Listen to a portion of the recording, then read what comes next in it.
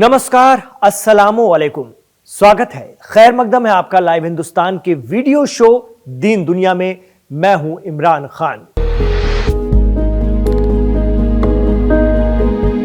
Hamas ने जुमेरात या गुरुवार को 4 इस्राएली बंधकों की लाशें रेड क्रॉस को सौंप दी।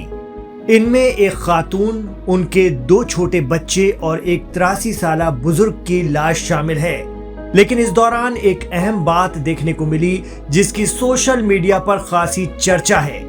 क्या है वो, आपको दिखाते हैं। यह है साउथ गजा स्ट्रिप का खान यूनुस इलाका, जहां से हमास 4 इस्राएली बंधकों के जस्दे खाकी या शव इस्राएल को सौंपने जा रहा है रेड क्रॉस के जरिए से। हर बार की तरह हमास ने स्टेज तैयार किया है, लेकिन इस बार स्टेज में जो बैनर लगाया गया है वो अपने आप में हमास का इल्जाम है इस्राएल पर। जी हां, हमास का इल्जाम इस्राएल पर। स्टेज पर लगे बैनर में इस्राएली पीएम बेंजामिन नेतन्याहू को वैम्पायर या खून पीने वाला शैतान कहा गया है और उनकी तस्वीर इसी तरह की दिखाई गई है। तस्वीर के साथ उन 4 लोगों के भी फोटोग्राफ हैं जिनके लिए हमास दावा करता है कि इनकी मौत इस्राएली हमले में हुई है। इतना ही नहीं, बैनर में अरबी, इस्राएल की जबान हिब्रू और अंग्रेजी में लिखा गया है कि war criminal Netanyahu and his army killed them with missiles. जी हां, हमास ने पीएम नेतन्याहू को वॉर क्रिमिनल यानी जंगी जराइम में मुब्तला करार दिया है और बैनर के जरिए ये इल्जाम लगाया है कि जिन 4 लोगों की लाशें वो इस्राएल को सौंप रहा है, उन्हें इस्राएल ने मारा है या इस्राएली हमलों में वो मारे गए हैं। एक्सपर्ट मानते हैं कि इस्राएल समेत पूरी दुनिया में शोरी बिबास और उनके 2 बच्चों एरियल और कफीर के लिए हमास को लेकर गमो गुस्सा पाया जा रहा था। यह हमास की कैद में सबसे कम उम्र के बंदी थे। कफीर को तो उसकी मां के साथ सिर्फ 9 माह की उम्र में बंधक बनाया गया था। बिबास फैमिली को लेकर इस्राएल के जरिए भी खासा माहौल बनाया गया था। कहा जा रहा है कि हमास ने इस मामले में बहुत एहतियात से अपनी शबीह को बचाने की कोशिश की है। क्या हमास बच्चों का कातिल है? इस इल्जाम से खुद को बचाने के लिए हमास के रणनीतिकारों ने स्टेज पर लगे बैनर के जरिए पैगाम देने की कोशिश की है। उन्होंने दुनिया को यह बता दिया कि बच्चों के कातिल हम नहीं बल्कि इस्राएल है और उसके आक्रामक रुख का खामियाजा इस बार इस्राएली शहरियों को भुगतना पड़ा है। हमास का कहना है कि चारों बंधकों की मौत इस्राएली हवाई हमलों में हुई है। इतना ही नहीं, हमास ने चारों ताबूत या कॉफिन के साथ मारे गए लोगों की तस्वीरें भी लगाई थीं। साथ ही वो स्टिकर भी जिसमें पीएम नेतन्याहू को कातिल बताया गया है। हमास के 4 मेंबर हर ताबूत को उठाकर रेड क्रॉस की गाड़ियों तक ले गए। इस दौरान इस पूरी कवायद की वीडियोग्राफी भी की गई। इसके बाद रेड क्रॉस का काफिला इस्राएल की तरफ रवाना हो जाता है। इस्राएली अधिकारी डीएनए जांच के जरिए लाशों की पहचान करेंगे। ये जांच पूरी होने में करीब 2 दिन लग सकते हैं। पहचान का अमल पूरा होने के बाद उनके घर वालों को इत्तला दी जाएगी। ताबूत में चौथा जस्दे खाकी ओडेड लिफशिट्स का था। ये 83 साल के थे जब उन्हें और उनकी बीवी योचेवेड लिपशिट्स को किबुत्स नीर ओज से अगवा किया गया था। ओडेड की बीवी योचेवेड को हमास ने 24 अक्टूबर 2023 को ही रिहा कर दिया था, लेकिन इल्जाम है कि इस्राएली हमले में बुजुर्ग ओडेड लिपशिट्स मारे गए और अब हमास ने उनका शव इस्राएल को लौटाया है। इस्राएल में भी लोग गमगीन माहौल में चारों शवों के पहुंचने का इंतजार कर रहे थे, लोग इसराइल के परचम लेकर सड़क के दोनों तरफ खड़े नजर आए।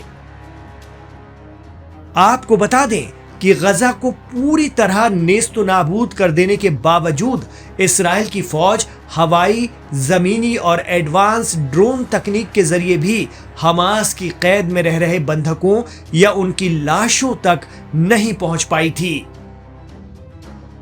इसके लिए भले ही इसराइल ने 16 माह में दिन रात एक कर डाला, लेकिन एक भी बंधक उसके हाथ नहीं आया।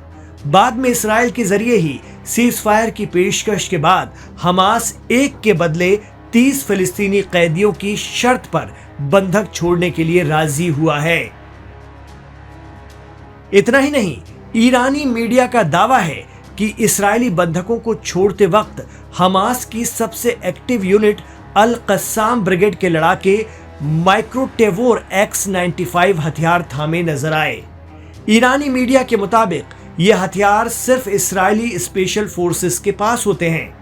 हो सकता है हमास ने इस्राएली फौजियों से ही इन्हें बरामद किया हो, साथ ही चलाने की ट्रेनिंग भी हासिल कर ली हो। आपको बता दें कि हमास की अल कस्साम ब्रिगेड पर ही इस्राएली बंधकों को बाहिफाजत रिहा करने की जिम्मेदारी है, जिसे वो पूरे ऑर्गेनाइज तरीके से निभाने की कोशिश भी करते दिख रहे हैं। हमास के तर्जुमान ने एक दिन पहले ही कह दिया था कि वो इस्राएल के सारे बंधक एक साथ छोड़ने के लिए तैयार हैं, लेकिन उसके लिए इस्राएल को पूरा गजा हमेशा हमेशा के लिए खाली करना होगा। ये इस्राएल के उस प्लान का जवाब था जो वो हमास के लिए बना रहा है। कहा जा रहा है कि हमास के साथ दूसरे दौर की बातचीत में इस्राएल बंधकों की रिहाई के साथ ही हमास पर यह दबाव डालेगा कि उसे गजा स्ट्रिप से हटना होगा, लेकिन हमास ने उल्टा इस्राएल को ही प्रपोजल दे डाला। आपको बता दें कि सीज फायर के बाद से हमास ने इस्राएली बंधकों को छोड़ते वक्त कोई ना कोई पैगाम जरूर दिया है दुनिया को, जो मगरिब के जरिए बनाई गई उसकी इमेज के बरखिलाफ रहा। कभी हमास ने तोहफे देकर बाइज्जत इस्राएली लड़कियों को छोड़ा, तो कभी अपने लीडर यहिया सिनवार के टूटे फूटे घर के सामने टेंट लगाकर बंधक रिहा किए, ताकि ये मैसेज जाए कि हमास अब भी अपने लीडर्स को नहीं भूला है। इतना ही नहीं, एक अमेरिकी बंधक के लिए तो हमास ने गजा में समंदर के किनारे स्टेज बनाया। जानकार मानते हैं कि ये अमेरिकी प्रेसिडेंट ट्रंप के लिए पैगाम था, जिसमें यह बताने की कोशिश की गई कि समंदर के किनारे बसे खूबसूरत गजा को बदसूरत बनाने में इस्राएल के साथ साथ अमेरिका का भी हाथ है। और अब इस्राएली बंधकों की लाशें लौटाते वक्त हमास के बैनर की सोशल मीडिया पर काफी चर्चा हो रही है, जिसमें पीएम नेतन्याहू को ही मोरिदे इल्जाम ठहराया गया है। आप क्या सोचते हैं हमास की इस रणनीति के बारे में? हमें कमेंट बॉक्स पर जरूर बताएं। गौरतलब है कि पहले दौर के सीज फायर समझौते के तहत 24 लोग इस्राएल लौटे हैं। हालांकि बिबास फैमिली की लाशें मिलने से खदशा है कि इससे दूसरे चरण के युद्ध विराम समझौते के लिए खतरा पैदा हो गया है, क्योंकि दोनों फरीक दूसरे दौर के समझौते के लिए अभी बातचीत शुरू करने वाले हैं और इस्राएल ने इशारे दिए हैं कि वो जंग फिर से शुरू कर सकता है। हमास ने 7 अक्टूबर 2023 के दिन करीब 251 लोगों को इस्राएल से बंधक बनाया था, जिनमें से 30 के करीब बच्चे थे। पहले चरण के सीज फायर के बाद भी हमास की कैद में करीब 60 बंधक रह जाएंगे, जिनमें से माना जा रहा है कि करीब आधे लोग अब दुनिया में नहीं हैं। लेकिन इस्राएल के शक व शुबहात के बीच हमास जिस तरह से बंधकों को किसी अनजान जगह से निकाल कर ला रहा है और बाकायदा पब्लिक इवेंट करके इस्राएल को सौंप रहा है, वो बताता है कि बाकी बंधक भी जिंदा हों और अगली बातचीत के बाद वो भी अपने घरों को पहुंच सकें।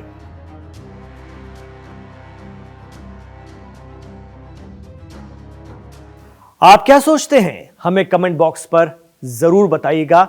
हमें आपके राय, मशवरे, तासुरात और रद्द अमल का इंतज़ार रहता है और हमें बहुत अच्छा लगता है जब आप लिखते हैं अपनी राय। हम उस पर बहुत गौर करते हैं, उसे बहुत ध्यान से एक एक कमेंट को पढ़ते हैं और कोशिश करते हैं कि अपने प्रोग्राम में उसका अक्स भी लेकर आते रहें। आगे तो हम ये कोशिश भी करेंगे कि जो बेहतर कमेंट होते हैं, हमें ऐसे लगते हैं हर तरह के, ऐसा नहीं कि आपको एक ही पक्ष के कमेंट करना है, हर तरह के वो कमेंट जो आपको लगता है कि आप कर सकते हैं कीजिए, और हमें जो बेहतर लगेंगे, हमें ऐसा लगेगा कि उसे प्रोग्राम में लेकर आना है, तो हम वो कमेंट भी प्रोग्राम में आगे आने वाले दिनों में दिखाया करेंगे।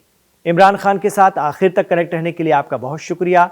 आखिर में वही गुजारिश कि हमारे इस वीडियो को अगर आपको पसंद आया है तो लाइक जरूर कर दीजिएगा, क्योंकि आपका एक लाइक इस वीडियो को बहुत आगे बढ़ाता है, बहुत ज्यादा आगे बढ़ाता है। साथ ही हमारे चैनल लाइव हिंदुस्तान को सब्सक्राइब जरूर कर लीजिए, क्योंकि इससे जुड़ा हुआ है 11 मिलियन से भी ज्यादा सब्सक्राइबर्स का भरोसा, एतमाद।